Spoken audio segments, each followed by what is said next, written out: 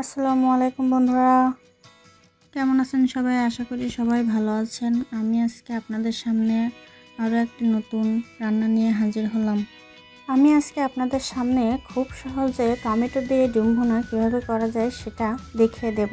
তো চলেন দেখে নেওয়া যাক। আমি প্রথমে ডিমগুলোকে সিদ্ধ করার জন্য পাত্রে পানি গরম দেব, তারপরে হালকা লবণ দিয়ে ডিমগুলো সিদ্ধ করতে বসাবো। আমি এখানে 5 মিনিটের মতো জাল দিয়ে নিয়েছি। দেখেন আমার ডিমগুলো কিন্তু সিদ্ধ হয়ে গেছে। এখন আমি ডিমগুলোকে উঠিয়ে নেব। তারপরে আমি পাত্রে একটু তেল দেব, তারপরে আমি সেখানে লবণ দিয়ে দেব, কারণ আমি ডিমগুলো ভাজার জন্য তেল আর লবণ আর একটু হলুদ দিয়ে নেব। এভাবে ডিম ভাজলে ডিম কিন্তু অনেক সময় দেখেন ছাড়িয়ে যায়, নষ্ট হয়ে যায় বা তেলের সাথে লেগে যায়, কড়াইয়ের সাথে লেগে যায়।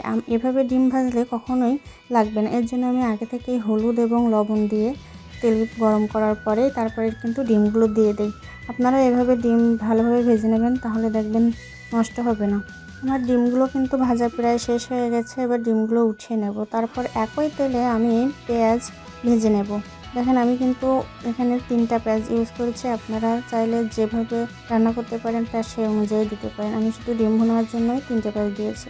তারপর এখানে অল্প পরিমাণে লবণ দেবো, কারণ আগে থেকেই কিন্তু লবণ আর হলুদ আমার এখানে দেওয়া আছে। এর জন্য কিন্তু আমি অল্প পরিমাণে লবণ দিয়ে নিয়েছি। তারপরে আমি এখানে অ্যাড করব আদা রসুনের পেস্ট। আমি এখানে প্রথমেই 1 চামচ আদা দিয়েছি এবং 1 চামচ রসুন বাটা দিয়ে আমি মশলাগুলোকে ভালোভাবে পেঁয়াজের সাথে মিশিয়ে নেব। তারপরে কিন্তু আমি এখানে হলুদ দিয়ে দেব, কারণ আগে থেকেই কিন্তু অল্প পরিমাণে হলুদ দেওয়া ছিল। এর জন্য কিন্তু আমি অল্প পরিমাণে হলুদ দিয়েছি। তারপরে আমি এখানে ঝাল ইউজ করেছি। আমি এখানে শুকনো লঙ্কার গুঁড়ো ইউজ করেছি। তারপরে আমি কিন্তু জিরা গুঁড়ো এবং গরম মশলা গুঁড়ো দিয়ে দেবো। এবার সব মশলার সাথে আমি টমেটোও দিয়ে দেবো। যেহেতু আমি এখানে ডিম 6টা নিয়েছি, তো এর জন্য আমি ছোট ছোট সাইজের 3টা টমেটো নিয়েছি। আপনারা চাইলে টমেটো কম বেশিও দিতে পারেন। আমি মশলাগুলোর সাথে টমেটো ভালোভাবেই মিশিয়ে নেব এবং ভেজেও নেব, যাতে টমেটোগুলো আস্ত না থাকে। তারপরে আমি অল্প পরিমাণে পানি অ্যাড করব এগুলো মিশে যাওয়ার জন্য। দেখেন আমি কিন্তু ভালোভাবে সব মশলা একসাথে সিদ্ধ করে নিচ্ছি। তারপরে কিন্তু আমি এখানে ঢাকনা দিয়ে দেব। ঢাকনা দিয়ে আমি ভালোভাবে সিদ্ধ করে নেব, যাতে সবগুলোই একসাথে সিদ্ধ হয়ে যায়। আমি টমেটো আস্ত রাখতে পছন্দ করি না, এর জন্য আমি টমেটো আগে দিয়েই সিদ্ধ করে নিচ্ছি। দেখেন আমি কিন্তু এখানে 3 মিনিটের মতো জাল দিয়ে নিয়েছি। তারপরেও এখানে টমেটোগুলো ভালোভাবে সিদ্ধ হয়নি। দেখেন আমি নাড়াচাড়া দিয়ে দেখিয়ে দিচ্ছি। তারপরে আমি ভালোভাবে নাড়াচাড়া দিয়ে আবারও ঢাকনা দিয়ে দেবো, কারণ আমি টমেটোগুলোকে একেবারে পেঁয়াজের সাথে মিশিয়ে দেওয়ার জন্য চেষ্টা করতেছি। তো এভাবে করলে ঝোলটা অনেক ঘন হয় এবং ডিমের কোরমা মতোটাও সেটাও অনেক ভালো লাগে। এখানে আমার সব প্রসেসিং করা শেষ। এরপরে আমি ডিমগুলোকে আগে থেকে ভেজে রেখে নিয়েছিলাম, সেই ডিমগুলোকে মশলার ভিতরে দিয়ে দেবো। দেখেন আমি ভালোভাবে নাড়াচাড়া দিয়ে কষিয়ে নেব। এখন কিন্তু আমি এখানে অল্প পরিমাণে পানি অ্যাড করব, কারণ আমি বেশি ঝোল রাখবো না, এর জন্য আমি অল্প পরিমাণে পানি অ্যাড করব।